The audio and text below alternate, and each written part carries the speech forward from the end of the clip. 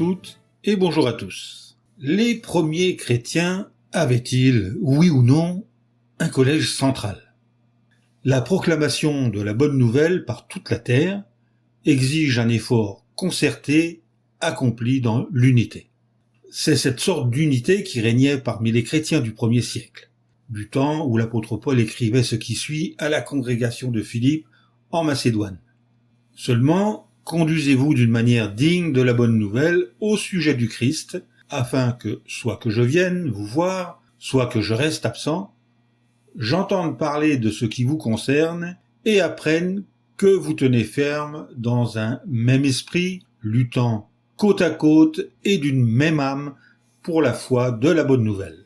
Selon Philippiens chapitre 1, verset 27. Les assemblées du premier siècle collaboraient avec l'assemblée de Jérusalem. Comme c'était la congrégation la plus ancienne, les apôtres faisaient partie de son collège d'anciens et les autres assemblées s'adressaient à ce collège pour recevoir des directives et des conseils. Alors, comment le savons-nous? Eh bien, cela se passe en 49 de notre ère. Le chapitre 15 du livre des Actes nous montre comment le collège des anciens de Jérusalem fonctionnait au premier siècle. Comme ce texte l'indique, Dieu s'occupait des membres de son peuple dans quelque lieu terrestre qu'ils se trouvent, se souciant de son assemblée tout entière. Par l'intermédiaire de Jésus-Christ, chef de la congrégation, Dieu plaça ses serviteurs Paul et Barnabas, qui prêchaient parmi les non-juifs, devant une situation problématique.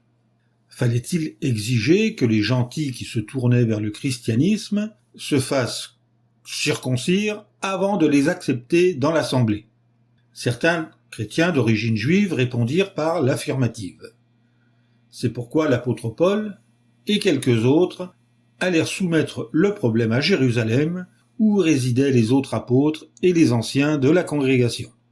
En Actes chapitre 15 versets 1 et 2, nous lisons « Or, certains hommes descendirent de Judée et se mirent à enseigner aux frères, si vous ne vous faites pas circoncire selon la coutume de Moïse, vous ne pouvez pas être sauvés. » Un désaccord assez grave et un vif débat les opposèrent à Paul et Barnabé.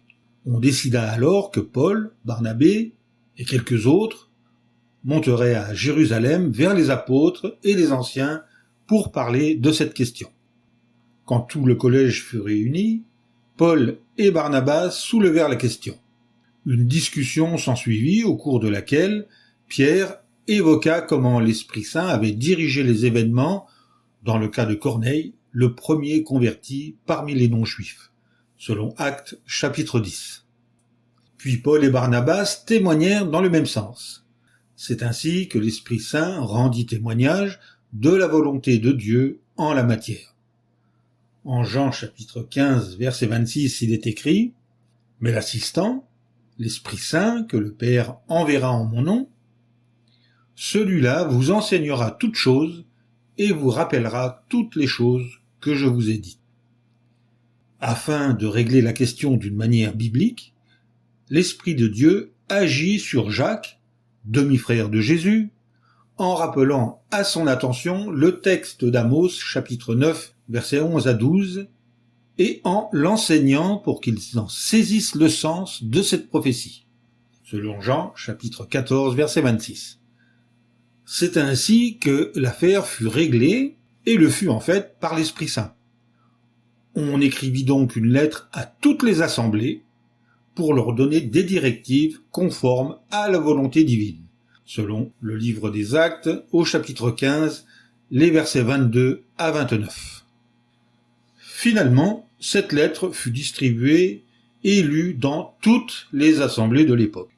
En Actes chapitre 16, versets 4 et 5, il est écrit « Dans les villes où ils passaient, Paul et Barnabas, ils transmettaient aux frères pour qu'ils y obéissent les décisions prises par les apôtres et les anciens qui étaient à Jérusalem. » Ainsi, les assemblées continuaient de s'affermir dans la foi et à grossir de jour en jour. Conclusion, Il est donc bibliquement incontestable que les assemblées du 1er siècle étaient dirigées par un collège central. Fin de cette vidéo. Comme d'habitude, je vous dis, creusez la Bible, méditez-la, lisez-la sans arrière-pensée et sans préjugés, et je vous dis à bientôt pour une nouvelle vidéo.